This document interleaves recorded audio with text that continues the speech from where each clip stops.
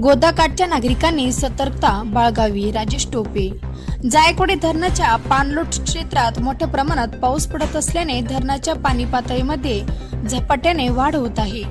जायकवाडी धरण 80.70% भरले असून धरणात मोठ्या प्रमाणात पाण्याची आवक सुरू आहे. त्यामुळे जायकवाडी धरणातून गोदावरी पात्रात कोणत्याही क्षणी पाण्याचा विसर्ग केला जाणार असल्याचे माजी मंत्री राजेश टोपे यांनी सांगितले.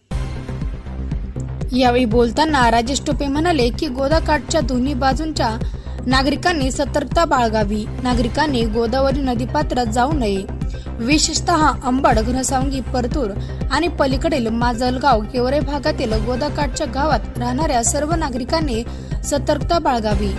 घाबरून न जाता सतर्क राहून प्रशासनास सहकार्य करावे, असे आवाहन माननीय राजेश टोपे यांनी केले आहे. सदर संदर्भात राजेश टोपे यांनी जिल्हाधिकारी यांच्याशी चर्चा केली असून स्थानिक आपत्ती व्यवस्थापन पथकांना सतर्क